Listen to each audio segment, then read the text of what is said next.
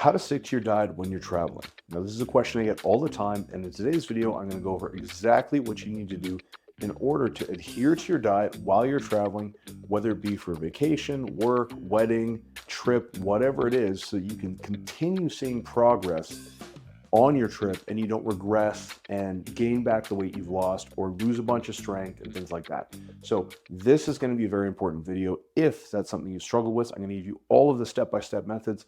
This is something I do all the time myself because I travel a lot for work, to speak at conferences, go on podcasts or teach at seminars, things like that. This is something I have my clients do a lot if they're traveling for whatever reasons. And so I'm going to give you the exact system that I use. And then basically you can just take all of the tactics and strategies and apply them where they're appropriate in your own individual context. So let's dive right in. Now, one of the things that I want to start off with is by creating a clear distinction in terms of who this video is for and who this video is not for. Now, there are a lot of times where I'll be working with a client, and when they have a travel like plan or a trip or something like that coming up, I will intentionally tell them to deviate from their diet.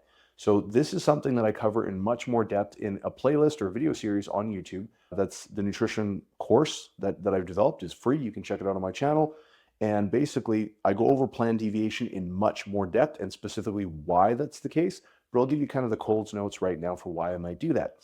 Basically, taking time to intentionally deviate from your diet while having some structure there, but not necessarily the same specific structure we had when they were dieting back at home, is a very important litmus test to determine how effectively the education and the skills acquisition and the resources that I provided are actually being implemented into real world scenarios and how well they can actually use that to maintain their progress, okay? This video is not for those individuals. This video is for people who either you're traveling for work on a very regular basis. So let's say you're traveling for work multiple times a month. So let's say for 2 weeks out of the month. That's a lot of travel. You can't just go off your diet or else you're never going to get anywhere. You're going to have 2 productive weeks followed by 2 unproductive weeks. Or conversely, maybe you're in competition prep or maybe you're prepping for a bodybuilding show. Now, if you're actually in a competition prep period, then you very likely do not want to deviate from your diet. Maybe you've had this trip coming up from a long time. You signed up for the competition, but it's kind of right in the middle of it and it's not ideal, but you need to make sure that you can still stay on your diet and still continue to train so you don't lose any progress during that really, really important period of your competition prep. Or maybe you're just someone who really enjoys the routine and wants to stick to it while you're away, or maybe you're trying to build up the capacity and the adherence and the skill sets to be able to do that while you're traveling, because traveling is really important and you do it often, but you don't want to lose out on the progress you made while you were at home. So if that is you, this is the video that I'm going to walk you through the entire step-by-step process. Okay, we're going to start by planning ahead. Okay, we want to minimize uncertainty. The more uncertainty we can reduce or eliminate, the better you're going to adhere to your diet, the better results you're going to experience, and the less stressful it's going to be. I don't know about you, but whenever I travel, sometimes it can be really fucking stressful. I hate flight delays. I hate, having to eat food away. I like my routine. I'm very simple as a guy. I like getting up at the same time, waking up in the same place, going for my walk, reading my Bible, doing all of that stuff. I like my routine. When that gets disrupted, my whole day can be thrown off. So if you're anything like me, then you'll kind of understand where I'm coming from. Now, it's important to understand the reason for your trip. So are you traveling to attend a conference? Is it for work or is it for interest? Are you going to be busy inside meetings or lectures all day? Are you going to be out sightseeing? Is this are you traveling to go to a wedding? Are you traveling to go backpacking? All of these things are really going to change how you actually approach the travel process and how we're going to bolster your adherence to your diet. Once we've got that settled, then we can look at what trade-offs you're actually willing to make. So here's a really great example. I've had many clients come to me over the years and say, hey, I'm going to travel, but I want to stick to my diet. Invariably, this leads to a more in-depth conversation about the purpose of their travel, why they're wanting to stick to their diet and things like that, to determine what the best approach is going to be, because every single person will require a different approach depending on what their goals are, what their circumstances are, and where they're at. Now, I had one particular individual want to stick to their diet and their training while they were going on vacation for their honeymoon. Okay. Now, this is one of those times where I intentionally made my client deviate from their diet. I said, nah, we're not going to do this. This is your honeymoon. Your wife's going to fucking kill you. You need to be there for your wife. I'm not going to have your wife call me up and be like, hey, motherfucker, why'd you tell my husband to track his macros? Because now we can't even go out on a beautiful dinner while we're in Hawaii or wherever they're at, right? So there are times and places where you want to make concessions. What concessions are you willing to make? What trade-offs are you willing to make? Now, this guy told me he was willing to make all these trade-offs, but I knew right from the get-go that it was going to cause a lot of problems because this is his, it's a big day for him. It's a big day for his wife. It's their honeymoon. They want to make sure, I wanted to make sure that they could actually enjoy that time and still have some structure, but not be as rigid. So we created a specific plan for him, but that included going over what trade-offs that he was willing to make, what his wife was willing to accommodate, and things like that. Because obviously it can't just all be about him. It's their honeymoon. He has a partner, and his wife needs to be involved in that decision-making process, or at least a lot of the times they do need to be involved to some degree, okay? At least we need to be considerate of them. Having that conversation, understanding what trade-offs you're actually willing to make is really important because sometimes people get really amped up and say they're willing to do all this stuff, but then they get down there and like, you know what? I didn't realize how much of a break I need until I actually got down here. I actually just do need to kind of clock out for a little bit. Or, something else comes up. So we need to make sure that we're being realistic about the goals that we're setting, about the trade-offs we want to make. And that's going to create much less friction. Okay. We want to minimize friction. And again, minimize uncertainty. If we create this plan, you get there and all of a sudden our plan's not going to work because you change your mind. That's not minimizing uncertainty. So we need to have an honest conversation about trade-offs you're actually willing to make. We also need to understand that regardless of what you decide, it's very important that you hold true to your commitments. You do not want to make a commitment to yourself and then break it. What that does is that tells you that you are unreliable. That is not something you want to get accustomed to. You really want to be cautious about making promises to yourself and then breaking them. That should not be something that you're doing, which is why I mentioned we need to have an honest conversation about this because that can really erode your self-efficacy, your self-confidence, your ability to actually believe that you can stick to things. So make sure you can actually follow through with your commitments. Even if they're small, that's okay. Start somewhere and over time it'll build up. I certainly didn't start with where I'm at right now. I didn't know what carbs or fats or calories were. I knew none of that stuff, like way, way, way earlier when I started. But over time, you eventually learn it. So don't necessarily hold yourself to an arbitrary standard. Just make sure that whatever standard you do hold yourself to, you actually stay accountable to that standard and you keep your word. Coming back to that point about minimizing uncertainty, we want to identify all of the potential bottlenecks that you might run into. What's the food availability situation like? Are you traveling from, let's say, Texas to California? Well, there's probably not going to be a massive difference in food availability. They have Walmarts in both, they have Targets in both, or whatever you shop, I don't know. But the food availability is not really going to be that different. They might not have a specific spice that you want, but everything else is going to be pretty much the same. But if you're traveling to Vietnam, if you're traveling to Thailand, if you're traveling to China, if you're traveling to Poland, there's lots of foods that you will not have access to. So you do need to make sure that you are aware of what food is available where you're traveling. Conversely, you could still be staying within the United States or Canada or somewhere like that, but maybe you're on a backpacking trip and maybe food availability is going to be completely different and the types of food that you have access to are not what you anticipated. So just make sure you have some awareness around that before you start your trip, okay? Very, very important because again, that gives you what sort of resources you have to work with. Now, if you're traveling, it's very important to understand how you're going to prep your food, how you're going to be packing it, and also your transportation situation. Are you going to be renting a car? Are you going to be renting like a scooter or a motorcycle? Are you going to be walking over? Are you going to be riding a bike? Are you going to your family's house? Are they going to be driving you around or kind of chauffeuring you around wherever it is that you're going? Do you have access to a kitchen or cooking equipment at your accommodations? So are you staying at a hostel? Are you staying at an Airbnb? All of these things are going to impact what you can actually do from a food perspective, right? So for instance, if you have a hotel, does it have a kitchenette? Does it have a microwave? Does it have a fridge? Does it have nothing at all? All of these things affect that. And again, later in the video, I'm going to show you guys what you need to do regardless of the situation, but that is something that's important to understand beforehand, okay? Are you planning on eating out? And what type of enjoyment are you hoping to get out of this trip as well? Because there is a time and a place, but we can also establish a very reasonable balance to make sure that we can still have a great time, have all of the fun activities and experiences that you wanted, right? But then we can still place some constraints in the situation or in the context so you can still maintain your progress while you're away. Okay, so we can still have our cake and eat it too. It just takes planning and it takes more discipline and dedication. Now, this discipline and dedication side of things is why so many fucking people don't get in shape. It's because they just don't give a fuck enough to actually do something about it, right? What is it, like something like 70% of the American population is either overweight or obese, and that's expected to go up to something like 70% are going to be like clinically obese, or maybe 1 in 2 are going to be clinically obese by like 2030. Like it's some astronomical number. That's because most people suck. That's the truth. Most people suck. Most people don't care about their health.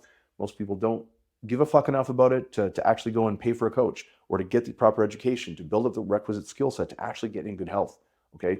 Don't be one of those people. If this is important to you, you got to do the work. There's no way around it. There's no shortcuts. I don't give a fuck what anyone says. It's not going to happen. Okay? So make sure you can establish a balance. We want to enjoy our vacations. We want to enjoy our trips. But you can also still do that while having some general boundaries. Also, if you're going out with friends, if you're going with colleagues, if this is a work trip, if you're going with your wife or your husband or whoever, make sure that you can sit down in advance and have a little conversation. Just, hey guys, you know what? I am dieting. This is what I'm doing. It's really important to me for X, Y, and Z reasons. So I still want to go out with you. I still want to have all this fun, but just understand that I'm going to kind of have my own dietary restrictions. And I really appreciate if you guys can, support me through this by not pressuring me to drink or go off my diet or, kind of nag me for like being a downer or whatever. You guys can have fun and I can have fun, but I'm going to eat my foods, and I'd really like for you to be supportive of that, because what I eat should not affect you or your enjoyment in any way, shape, or form. And I guarantee you, if you have that conversation with them, the overwhelming majority of your friends, family, significant other, coworkers, whatever, are going to be supportive. In fact, I was out on a date one time. This was many, many years ago. And, you ask your girl to go out for a drink. It's kind of a euphemism, hey, you want to grab a drink sometime? So we ended up going out and grabbing a drink. Now she orders her drink. I order I think a Diet Coke or something like that. And she was like, oh, you're not going to be drinking with me? And I was like, well, no, I actually don't drink. And she kind of started to make a little bit of a fuss about it. She had some sort of objection to my behavior, which was peculiar in her eyes, and that's totally fine. But I just asked her, I was like, okay, well, why is me having a drink, why is that affecting your enjoyment of the evening? And that simple question kind of allowed her to reframe it, and both of us got our way. So, you can do that too. And 99 times out of 100, like I said, people are going to be more than happy to support you in your goals. All right. So moving on, we can talk about accommodations. Know what you have available. If you're at a hotel, even if you're booking on Priceline or with some package, almost always you're going to be able to make sure that you can have some sort of cooking equipment available. I will always call ahead. I will call the hotel. If they do not have it on the website listed, I will call them in advance to make sure that they have a microwave and a fridge in my hotel room. If they do not have one, I will ask them to put one in. And believe it or not, they will always acquiesce. It's a simple ask. If you just ask, they're going to do it for you. They're the service industry. I've never had a hotel room say no to that. So just know that even if it's not in there, you can ask and they'll add it, and it doesn't cost you a thing. Now, let's say I call a hotel and part of the bundle isn't that, right? I will just book it with another hotel, right? They'll always give you options, so you can always book another one and you can always make sure. Does this take a little bit more work? Yes, but honestly, it's really not that much. All you have to do is actually just look at the hotel, and usually they'll list it out and they'll say, yes, they have a fridge, yes, they have a microwave. And if it's unlisted, call them in advance and just ask. Like I said, I've never been told, no, we can't put a microwave and a fridge in there for you. But you do have to look in advance, and you do have to make sure that you're proactive about this stuff and you don't just assume they have all these things and then you get there and you're like, oh no, right? What's rule number 1? Minimize uncertainty, okay? Then we can look at whether or not there's a grocery store nearby, okay? So this is something that's really important. Understand what sort of food availability is within your initial environment. So if they have access to these grocery stores, how far is it from your place? Because if you have a car, might not be a big problem. But if you're walking, you're planning on not renting a car, but then you got to go to a grocery store that's like an hour away, that might be a bit cumbersome. That might eat up your time. So be aware of what's actually involved and then come up with a plan. Now, I'll go over the specific plan a little bit later in the video once you've covered more of the details, but you kind of understand where I'm going with some of the stuff, okay? Is there a dollar store nearby? Oddly enough, dollar stores are actually super, super economical. You can get Tupperware there. You can get cutlery, forks, and knives, all sorts of different things, including spices and 0-calorie sauces and seasonings and things like that. So it can actually be really, really effective for that purpose, but it's also incredibly cheap, and so it's just super convenient. So having a dollar store nearby can be a really, really great resource if it's available. Now we move on to actually making the plan. All right, so what does the plan actually look like? So which groceries are you gonna buy at the store? what store is in your area? Okay, what sort of food do they have available? Like, what can you actually buy and what will you actually eat? And don't worry, I'm going to give you a long list of things. So this is not an exhaustive list, but this is a very effective list. And these are the things that I actually eat. What I'm giving you right now is exactly what I do. It's exactly what I get my clients to do. And it works insanely effectively. Okay. So things that I look for: do they serve whole roasted chickens? Do they serve pre-cooked and sliced beef and or chicken? Okay. So you can almost always go into the meat section. Usually it's kind of in the deli area, but sometimes it's a bit different. And they'll have pre-packaged like cooked chicken. Sometimes they'll have cooked chicken breast, sometimes they'll have cooked steak, but they have the macros on there as well. So if you are tracking macros, great. If you're not, and you're just kind of utilizing an informed eating approach or like a volumetric kind of portion size or whatever strategy you're using, it's still going to be beneficial for you in that perspective. Okay, now the reason why you might want to buy pre-cooked or things that are easy to cook is, again, we want to minimize any sort of friction between you having good intentions and actually carrying out those behaviors. So pre-cooked beef or chicken, great.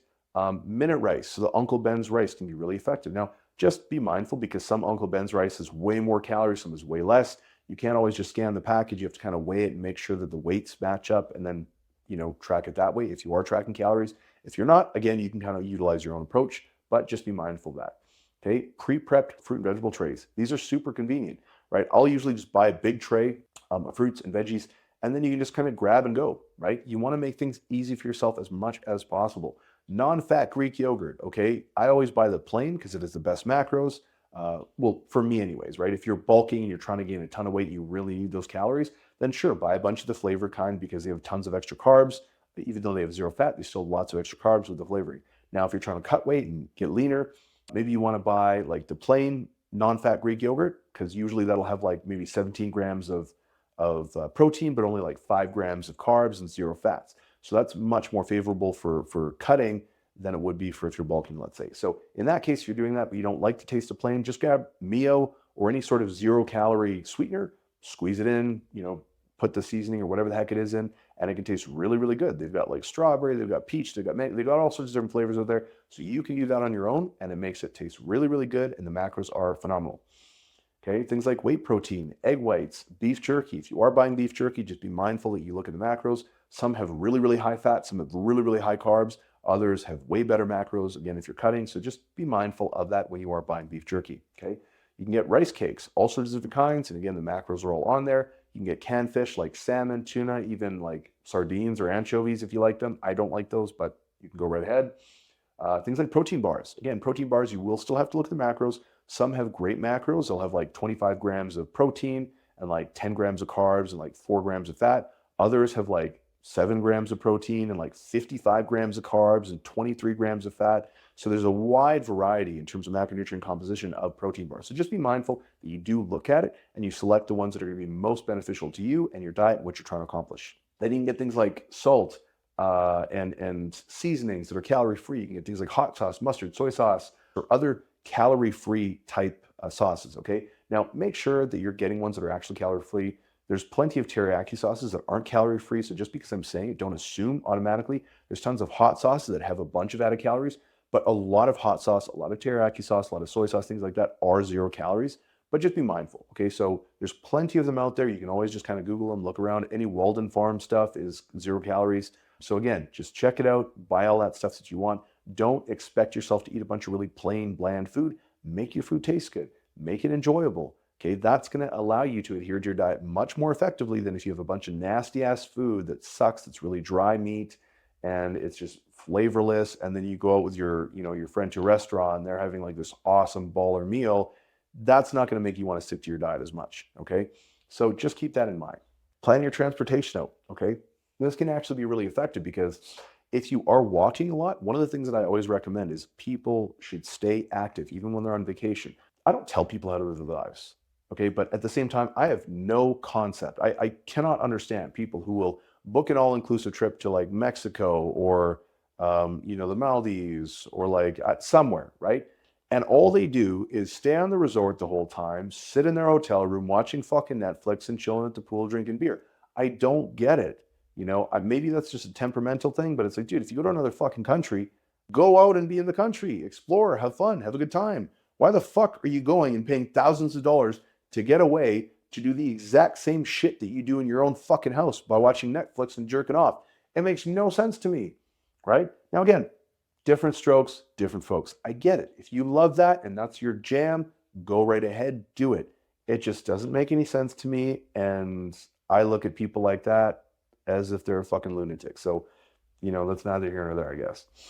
So planning your transportation is important, right? If you know that you can hit a bunch of sites up, you're gonna be walking lots, that's great. We want to increase energy expenditure through walking, through selecting like activities to do that are more physically active, like let's say surfing or snorkeling or diving or mountain climbing or going on like a really beautiful trail hike if you're in a jungle or whatever it is, right? But choose things that are going to be more fun, more engaging, that are also physically active, right? Because that doesn't feel like exercise. You're not feeling like, oh man, I got to go work out. You're just being active. That's just living. Okay. Before gyms and all this stuff, that's what people did to stay in shape. They just had fun, played sports, did cool shit, right? So keep in mind that while you're on vacation, you can still have a lot of fun, but just make sure you're doing it in a way that also is going to align with your goals. So are you going to be driving? Are you going to be riding a bike? Are you going to be riding a moped or a scooter or, something like that? Are you going to be walking? What are you going to be doing? One thing that I will tell you is a massive life hack is buy a cooler backpack. I just bought one the other day for like 50 bucks on Amazon. And that's 50 Canadian. So it's basically like $1.50 American if you're American watching this. You buy 2 ice packs, you pack all your food in there, it keeps it cool, it keeps it isolated. And so if you're going out all day and you're in like Italy or somewhere where it's really, really hot, you can make sure that you're going to have access to your food at all times throughout the day, because you can just go in your backpack, pull it out. It's going to be cold. It's going to be nice and fresh for you. It's not going to go off because you're carrying it around this freaking, in 40-degree weather. Okay. So make sure you do that. That will be a game changer for you. I guarantee it. And it's very inexpensive. 50 bucks. It's fucking nothing.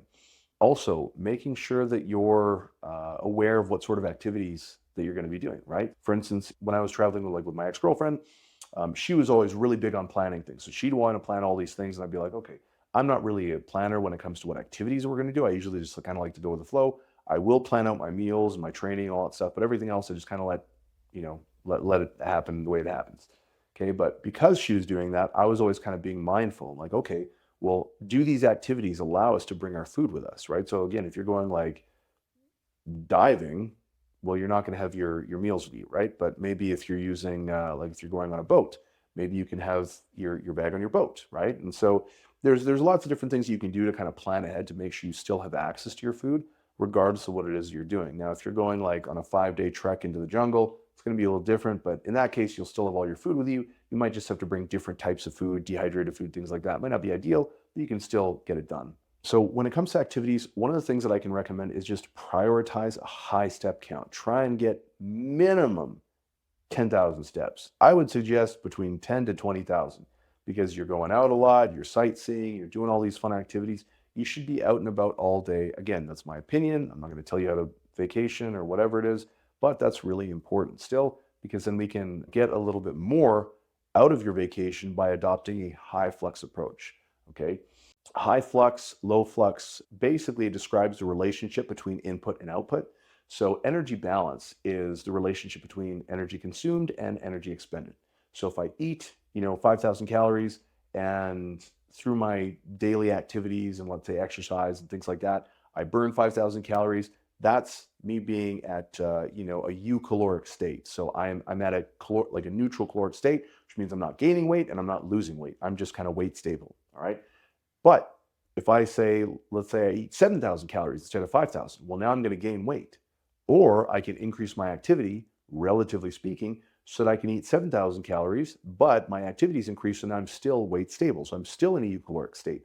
So energy flux means that I can be at a eucaloric or a weight stable state at a bunch of different calorie intakes, because I just adjust my energy expenditure to match my intake. So if I start dieting and pulling a bunch of calories away, naturally, we see this for a lot of people. These are some of the metabolic adaptations that occur that decrease energy expenditure. We see increases in movement efficiency. We see decreases in NEAT, or non-exercise activity thermogenesis.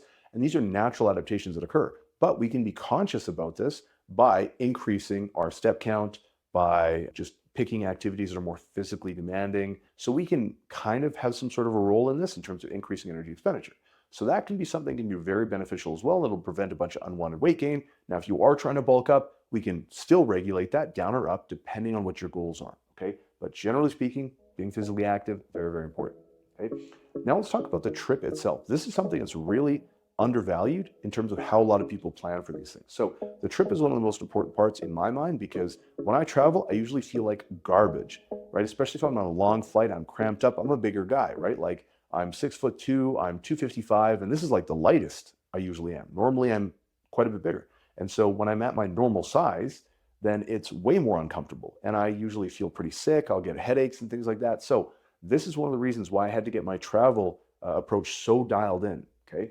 Because ever since I started utilizing this approach, I no longer feel sick. I no longer get headaches. I no longer feel really crappy when I travel. And jet lag and all that stuff doesn't really affect me as much. I mean, if you're traveling, there's like a 15, 20-hour time difference. Obviously, it's going to be a big difference. But generally speaking, like if there's a 7-hour difference or whatever, I'm not as affected as I was anymore because I utilize this approach that I'm about to share with you. So first off, you want to understand, are you driving or are you flying? Now, regardless of what you're doing, you're going to adopt the exact same approach. The only difference is going to be some of the policies of the airlines, right? And I'll kind of go over some of the most important ones that you need to keep an eye out for, okay? So first off, let's talk about the travel itself. If possible, do not select bad times to travel. You might get a trip that says, hey, we're going to fly out at 12 a.m. and we're going to arrive at 6 a.m. at our destination. It's going to save us $200. A lot of people will look at that and be like, oh, let's do that. I can guarantee you this because I have traveled a lot. I have been all over the world. I've traveled all over Europe, Asia, South America, just everywhere. And believe me when I say it is not worth the extra 200 or 300 bucks you're going to save. Now, not everyone can afford that, and that's fine. I get that. So I am sympathetic to those people. But I'm telling you, if you can afford it, do not get a shitty flight, okay? Getting on a shitty flight can fuck you up for the first several days of your trip. So if you are going on a vacation, that's going to fuck with your trip. If you're going there for work and you have to speak or you have to, just be sharp because you are going to be working, that's going to fuck with your ability to execute your work, okay? Not to mention, it's just a miserable experience. It's not fun. It sucks. So believe me, you do want to make sure you catch a flight that has reasonable times. I will not fly. Nowadays, I will not catch a flight before about, say, 9 or 10 a.m. because that means that I'd have to get up at like 3 a.m. and do all this stuff, especially because like me, I've got a bunch of tattoos. I'm kind of a scarier looking guy. I always get randomly selected. So I just don't leave it a chance anymore. I always make sure I get a good flight so I'm not having to wake up super early. I'm not feeling really exhausted. Another reason why that's extremely important is because guess what? When you're fatigued, when you're tired, when you're angry, when you're frustrated, when you're irritable, you're not going to make good dietary decisions, right? So again, if we want to eliminate those points of frictions, one of the biggest ones, one of the biggest obstacles is don't make yourself feel like garbage. Don't make yourself feel tired, right? We get the HALT principle, hungry, angry, lonely, tired. If you were those things, you're very, very likely to make bad decisions from an emotionally based perspective. We don't want to do that. Next thing, you want to pack your meals for the day. So when I'm traveling, I have 100% of my meals planned. I know 100% of my hydration, all that's planned. So I've got my hydration packs, my electrolyte packs. I've got my sodium packs if I need them. I've got, 1 liter water bottle, okay? So you can't bring water in through the TSA.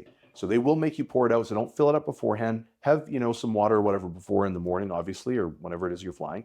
But make sure you got to pour it out before you go through TSA. So they will make you dump this out. So make sure you bring your hydration packs and all that stuff, not mixed in here, but in the actual packs, in the cooler bag itself that you buy, okay? Which hopefully you should be buying it because that is a game changer. One thing to keep in mind, and this is one thing I got dinged on once and I was really pissed off about it, is oatmeal. So depending on the TSA agent that you're speaking with, sometimes they do not allow things that look like quote unquote spreadable liquids. So I had oatmeal, right? I had oatmeal, cooked it up. I had my macros all cracked and everything. It was like 70 grams of protein, 50 grams of carbs and all that fun stuff. And it was solid because I'd already cooked it and it settled. So it was solid. But technically, because I can kind of run a spoon through it, it's kind of like peanut butter. And they call that a spreadable liquid. So because they considered it a spreadable liquid, I had to throw it out. So make sure you're not packing soups, you're not packing anything like that. It's all solid food like chicken, rice, potatoes, whatever, right? And avoid anything that could be construed as a spreadable liquid. Now, one hack for that, okay, is if you freeze it, technically it's not a spreadable liquid. But that also depends on whether or not the agent wants to be a dick or not, right? So they can still make you throw it out. So just, in my opinion, just avoid it. If I have oats, I'll just put my oats in there and I'll have the protein powder in a separate bag. I'll get to, Starbucks or something like that inside the actual airport. Once I cross TSA, I'll pour the hot water in there, let it sit. Once it cools, then I'll pour the protein powder in, mix it up. If that's how you like to eat your oatmeal, which that's how I like to eat it, but that'll kind of solve your problem. So just keep that in mind that you can't bring certain foods through because they are considered a spreadable liquid and they're going to think it's a bomb and blah, blah, blah, because they're fucking stupid sometimes, okay? Keep that in mind. Now, when you arrive, first thing that you do, right? Again, when you land, you should know what time you're landing. You should know when the grocery store closes because you've already done this research in advance. You know which grocery store is closest to you, whether it's the airport or whether it's closest to your accommodations, but figure that out in advance. So when I land, pick up my car rental, drive to the grocery store, which is usually on the way to my accommodations that I booked. Because again, plan this in advance, get all the requisite groceries that I've already pre-searched up and I know that they have to make sure that I have everything that I need. Then I drive to my Airbnb. Now, I'll unpack all my stuff and I'll usually prep all my meals for the next day because again, I have enough time because I plan this in advance. And then just chill, take it easy for the rest of the night, go to bed. You get up in the morning, everything's already done. You've already got your Tupperware, you've got your cutlery, you've got your seasonings, you've got your spices, you've got your sauces, you've got all the meals for the entire week. Everything is done for you. It's so freaking simple, but it does take planning in advance. The first time you do this, it might be a little like you're gonna kind of fumble your way through it, but after you've done this once, I guarantee you it is gonna make things so much simpler and it's gonna be so easy for you and it's gonna be so freaking simple to stick to your diet while you're away. You're gonna come back and you're gonna be in better shape than when you left.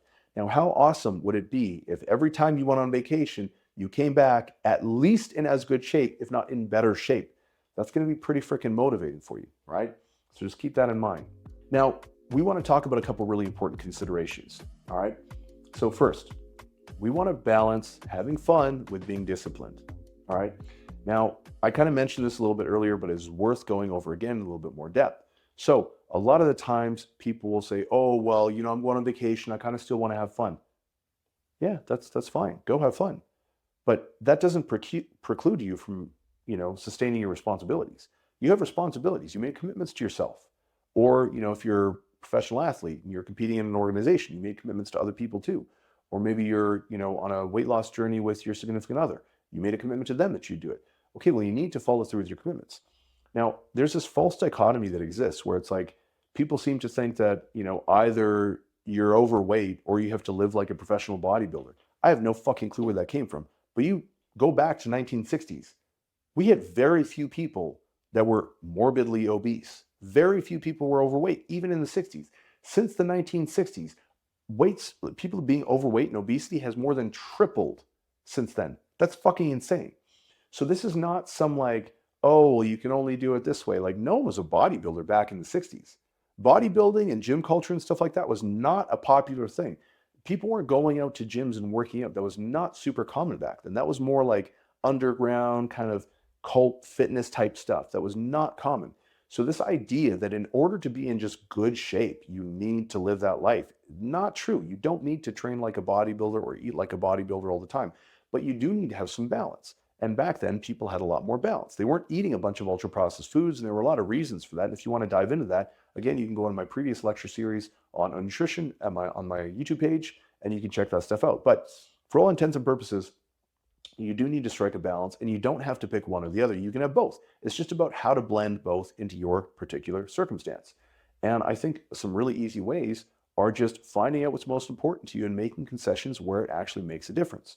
Okay, so for instance, if you plan ahead and you make good decisions when it's easy, that's the time to do it, right? So when you're traveling and you're exhausted and you arrive, at like 2 a.m. because you picked a crappy flight and you had to wait an extra hour for your car rental because there's a long lineup and there's only one person because it's 2 in the morning, and then you finally go and, oh, grocery stores are closed. You're just going to go home. And it's like, but you're starving. Oh, fuck it. Let's stop off at McDonald's. Well, you already knew that that could happen when you booked your flights. So plan ahead, make good decisions when it's easy. When you're booking your flight and you're in the comfort of your own home, book a good flight. Make sure you plan all this stuff out in advance and make the good decisions when it's easy. So when you are in that position, you can follow through with it and you're not going to make a bad decision just because your circumstance changed. Okay. There's a big difference between intention and behavior. And this is actually called the intention behavior gap. And again, I talk about this in a lot more length in my behavior modulation course, which you can check out. But it's very important. Make good decisions when it's easy and plan things out, and so you can actually have a balance. You can still go out and have fun and party and do all those fun things without eating like a complete asshole. I still go out with my friends, but I don't necessarily need to eat like an asshole. Like, here's a great example. Right now I'm dieting, so I have to be very, very strict and very consistent. In the last 3 weeks, I've gone out to Brazilian barbecue, all you can eat, which is like all you can eat meat and everything, right? With like a big group of friends. So I've gone out twice in the last 3 weeks. Both times I had nothing to eat. That was my choice. I'm not saying that you have to do that, but I had nothing to eat. Now, does that preclude me from, or like exclude me from enjoying the night out? Of course not. People were like, "Oh man, how come you're not eating out? Like, don't you feel like it's just so hard to do?" And I was just like, "No, because my enjoyment of the night is spending time with my friends.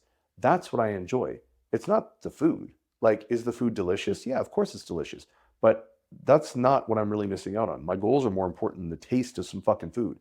But what I am enjoying is I'm enjoying the company of my friends. I'm enjoying being social. I'm enjoying laughing and joking and all of that fun stuff. So that was my concession. Now, maybe you have a different means of doing that. Maybe your balance is a little bit different than mine, and that's totally fine.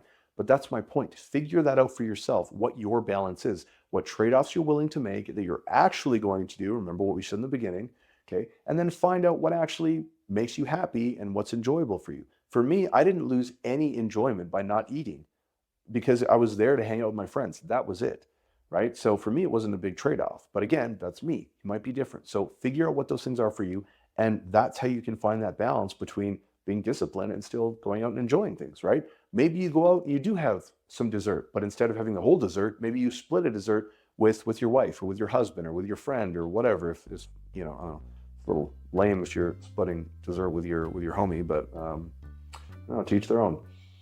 Next is be active. Like I mentioned earlier, I'm a huge proponent of being physically active on a regular basis. Regardless of whether I'm training or whether I have fitness goals, I will always go on long walks because that for me is so important for my mental health. I need to be out in nature every single day without exception. I don't think that that's just a me thing. I think that that is actually necessary for people, for their mental health, for just feeling good and being connected to themselves and their body and nature. I think it's incredibly important. And there's a whole lot of research that supports that as well. So make sure you're active. Go out, play sports, have fun, right? Before there were gyms and before people had to lift weights and take supplements, people just were active. They'd play sports. They'd go bike riding. They'd commute by walking and not driving all the time. They wouldn't order skip the dishes. They would actually go out to eat at the restaurant, right? Don't be a lazy cunt. Actually make sure you're going out and having fun and playing sports and doing activities that are physically engaging, because that's not going to feel like a workout or like work to you. You're just having a blast with a bunch of your friends or with new friends if you're making them while you're traveling, right? Now, if you want to eat out, that's fine. And in fact, I'm going to be making another video on how to eat out while sticking to your diet. But here's a couple really simple things you can still do to help you while you're traveling.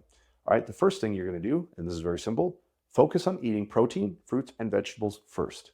Okay? Reason why I say that is a couple things. One, protein is definitely the most important macronutrient.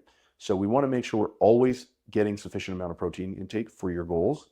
The next thing is fruit and vegetables are super dense with micronutrients, phytochemicals, and all sorts of things like that.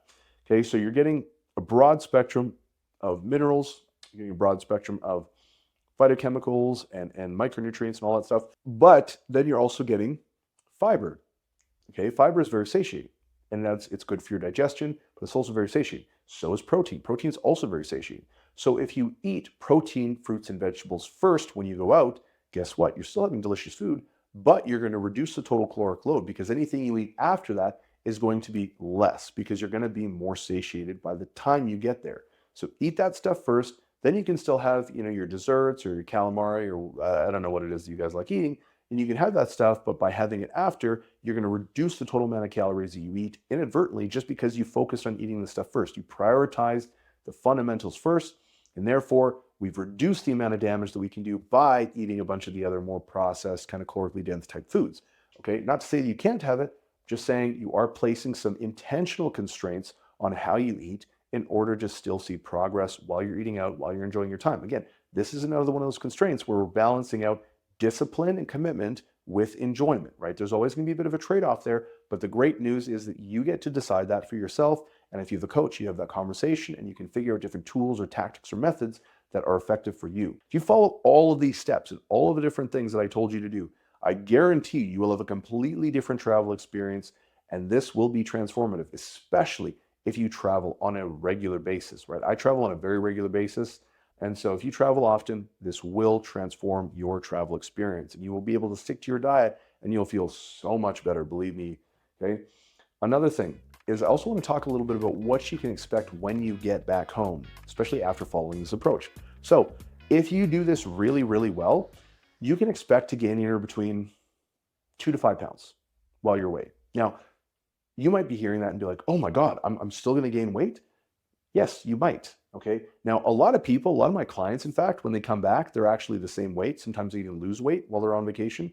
But again, it depends on a lot of things. It depends on their goals. It depends on how big they are. I have some athletes that are like 270. Some athletes are 340. So a 5-pound jump for them might just literally be taking a shit. You take a shit and you're 5-7 pounds lighter. That's a real thing that happens for guys that are fucking huge. So that's why I give that range, 2 to 5 pounds. But here's why you don't need to worry about that. If you follow this approach, it's not going to be fat. What's going to happen is because you're eating different foods, because you're getting more carbohydrates in, you're probably getting a lot more sodium in, things like that from eating all these different foods. What's going to happen is you're going to just retain more water. Okay. So when you eat more carbohydrates, it's going to replenish your glycogen. Okay. So 1 gram of carbohydrate can hold up 400% of its mass in water, right? So 1 gram of carbs means you can hold 4 grams of water. Okay. So when you come back, you're going to be more full with water. Now, this is the water that makes you look less lean. You're just going to be a little bit more full with water. You're also probably going to have more food in your digestive tract, okay? So if we have more food in our digestive tract and we're retaining more water because you've eaten more sodium and carbohydrates, you're probably going to be weighing a little bit more. But if you do this correctly, like I said, you'll notice you might weigh in heavier on, the first day you come back, but within like the first 3 to 5 days, you're going to return right back to baseline, because you're going to get back into your regular routine and you're going to start to shed a lot of the water and shed a lot of the excess food content that's in your GI tract, right? So you're going to remain weight stable. That means you've had a very, very successful vacation because you maintained all of your progress while you were away, while still having a blast, enjoying foods that you like, and having all these, fun activities you're engaged in. So that's generally what I would expect. And if you do that, even though when you land, you're going to be like, oh my God, I'm heavier. Don't worry about that. Because traveling and flying in particular will make you retain water oftentimes. So that's why I say you can gain anywhere between 2 to 5 pounds, and that's to be expected within the first 3 to 5 days. That should completely be eliminated and you should return right back to baseline. Oftentimes, you might even actually be a little bit lighter if the goal is weight loss or even just remaining weight stable. So that's a very, very common occurrence. So do not freak out if you're 2 to 5 pounds heavier. Chill, relax. Wait, just get back to your regular routine. And within 3 to 5 days, like I said, in the overwhelming majority of cases, you're going to be right back where you were and you will not have missed a beat. And so that's exactly what you want to do in order to stick to your diet while traveling.